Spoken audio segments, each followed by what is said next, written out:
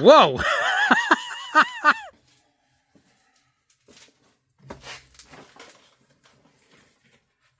Game changer! Man, what a clickbait title. Not really, actually. Let me explain. I have promoted motion sensing lights on this channel for a long time. These little buggers here, I probably got about 8 or 9 of these in my house, and I've given away a couple to friends and stuff over the years. If you have a location where you're coming into, you're doing something and leaving real quick and stuff like that, these things are awesome. But they all have a 10-minute timer on them, basically, and then they'll shut off in the middle of whatever you're doing. You can be running a saw, you can have your hands in a precarious place on the drill press, you can be in the middle of whatever, and it'll shut off. Game changer, these lights. These are cool. They've got a new feature built into them that I have been waiting to see come out in a reasonable cost version for the garage. A set of 4 of these is about $120. Now, if you break that down, that's $30 a light. So you're paying basically $10 per light to have a special feature. That special feature is, it is motion sensing, but it will not turn off if it sees motion. Why did it take somebody so long to make these lights? I don't know. But I've worked with this company. This is now probably about the 5th version of their lighting stuff that I have bought. Off video in my personal life, I have bought many of their fixtures now.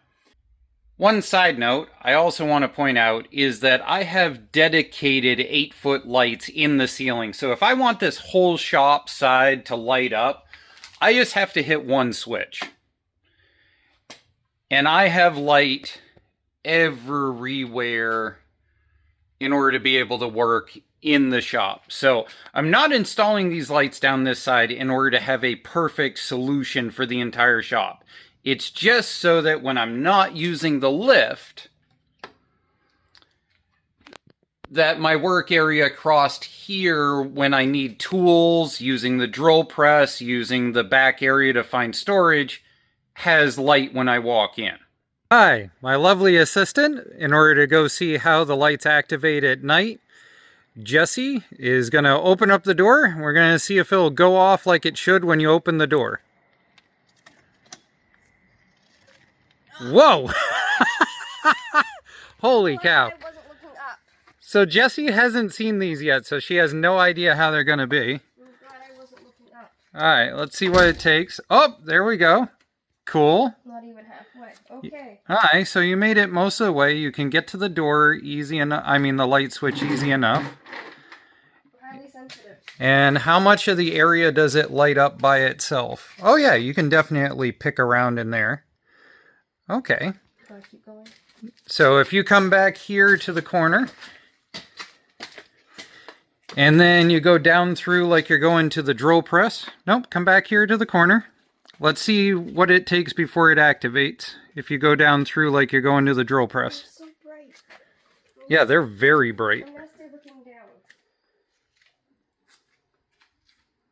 Oh, that's interesting. The old one up top went off.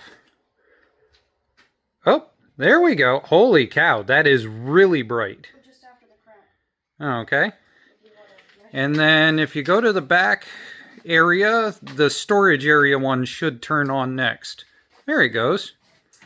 Right before the stairs. Right before the stairs. And that gives more than enough to be able to actually get up the stairs and everything. I'm not doing that. Hi. So I'm going to step back underneath the lift here. Okay. Oh yeah, that whole area is all lit up. You can get to the drill press, grab from the basic tools. You can get to the battery charging area, the good tool set, and all the way over to where the light switches are to turn on the other side. That came out really well. Well, honey, well, let me come over here. Why? Hi. Then the lights in that direction. They're really bright, aren't they? My vampire eyes do not like this. Alright. Well, I think that was worth 120 bucks for an upgrade. Now, if you want to be able to go find something in the garage, you don't have to stumble around looking for a light switch. You can grab whatever you need and then put it on the table next to the front door so that I can bring it out later. Yeah. Alright, love you. Say bye-bye. Bye. I mean, think about it. How many times do you send somebody into your garage to go grab something at the front of the garage and they don't know where the light switch is? Because that happens with me with my better half all the time. If I can have this so it's hanging right over the primary light switch in the garage so that it turns on and she can see everything and grab something, that's game changer.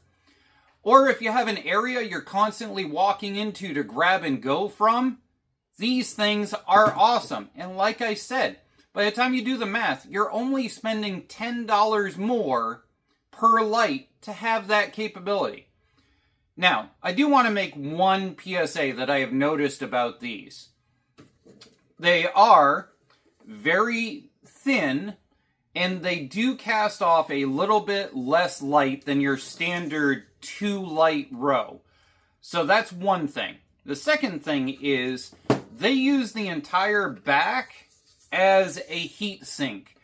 And let me tell you, it gets hot enough that I would not touch it with my hands when they are running. It gets very hot. In fact, all of these lights of this nature, if you do not give them ventilation clearance by a good solid 2 inches, you can't just solid mount them right direct. They will overheat, which is kind of funny because these actually have some directions for being able to solid mount them directly to the ceiling. But you're not supposed to do that. If it has a heat sink, give it 2 inches, okay?